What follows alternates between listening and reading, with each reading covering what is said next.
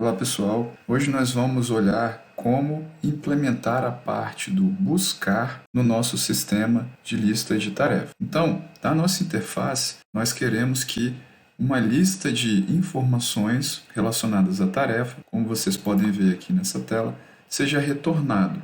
Então, se vocês repararem aqui, na ferramenta de desenvolvedor Network, nós vamos ter que existe uma chamada para a nossa API tarefas por meio de um GET e nós temos um retorno dessa chamada. No caso aqui específico, nós estamos retornando um JSON. Esse JSON depois ele é inserido aqui pelo nosso navegador dentro da nossa tabela HTML. Então vamos olhar agora como fica a construção dessa implementação no nosso código. Inicialmente, pessoal, eu retirei aquela parte que estava mocada aqui dos dados do nosso projeto e agora ele é alimentado de forma automática vindo do nosso servidor. Para fazer isso, pessoal, nós precisamos de fazer uma requisição XML HTTP request. Lembrando que aqui eu estou usando as funcionalidades básicas do JavaScript e não estou utilizando nenhum framework, como por exemplo o jQuery. Nesse caso específico, nós fazemos uma requisição GET, utilizando o verbo GET, nessa URL api tarefas.php. O retorno dessa chamada ela é construída de forma assíncrona. Então, quando o processamento do navegador termina, ou seja, ele recebe a resposta do nosso back-end, ele executa este método aqui do onload. Então, quando ele termina, ele executa o onload. O que esse cara faz?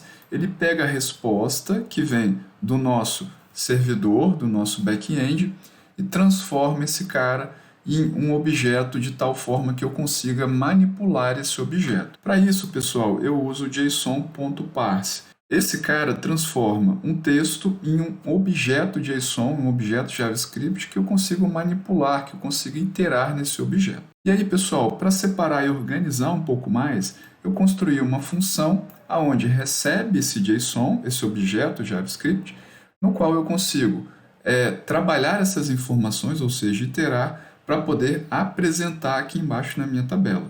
Lembrando que, para eu poder interagir com esse elemento, eu preciso setar o ID dele, ou seja, eu estou setando aqui o ID da tabela para eu poder capturar ele e manipular dentro dessa minha função carrega lista de tarefas. Essa função ela é importada através desse JavaScript, do index.js. Vamos dar uma olhada como que esse cara funciona agora.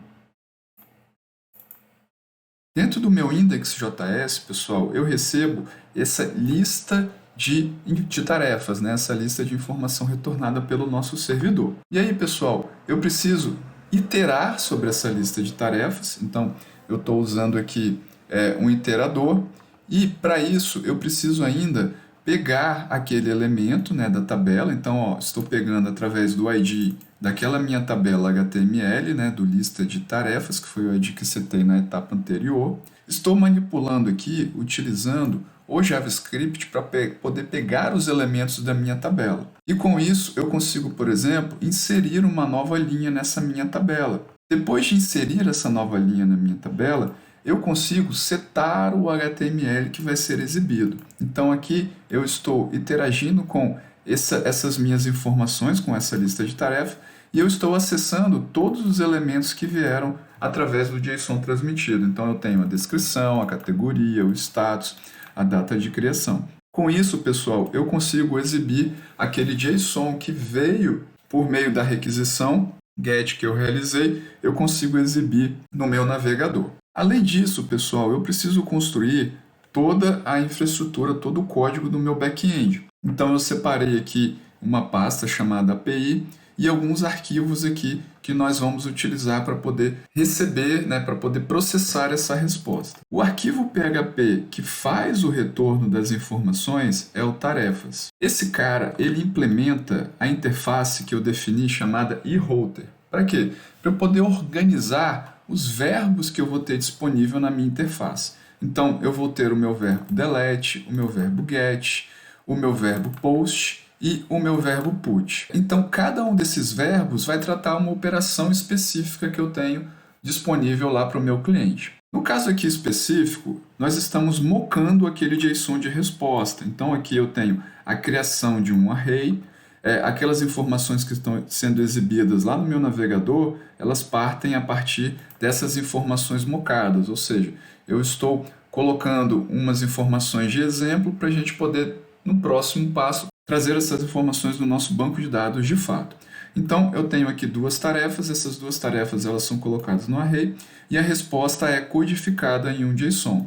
Então, todas essas funcionalidades aqui eu já tenho no meu PHP. Além disso, pessoal, para facilitar e melhorar o nosso projeto, nós estamos utilizando aqui e organizando a construção desses nossos serviços, né?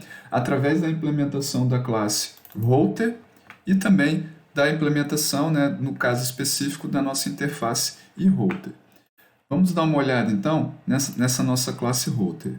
A classe router ela é responsável por fazer, por padrão, e ter todos os roteamentos de todos esses verbos que vêm do HTTP, né? O GET, o POST, o DELETE e o PUT. Então, basicamente, nós temos um método run. Esse método run ele vai verificar qual o método que chegou no nosso servidor, se foi um GET, um POST, um DELETE e um PUT. Para isso, pessoal, nós precisamos perguntar ao nosso PHP qual é o método de requisição que está chegando ali naquele momento. Então, se é um GET, se é um DELETE, se é um POST e se é um PUT.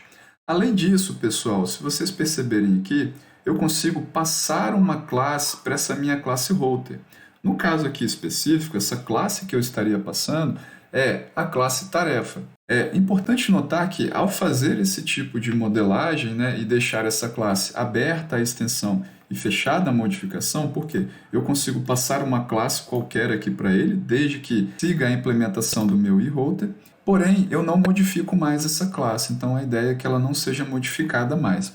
E aí com isso, pessoal, sempre que eu tenho primeiro essa verificação de qual o método que é, né? Então para todas as minhas classes de serviço eu já vou ter essa verificação, logo após essa verificação eu chamo o método específico que trata daquela requisição que chegou no meu servidor. Então no caso aqui, especificamente, essa chamada aqui, ela está na realidade chamando a minha classe tarefa get, né? Ela está chamando aqui tarefa delete, tarefa post, tarefa put.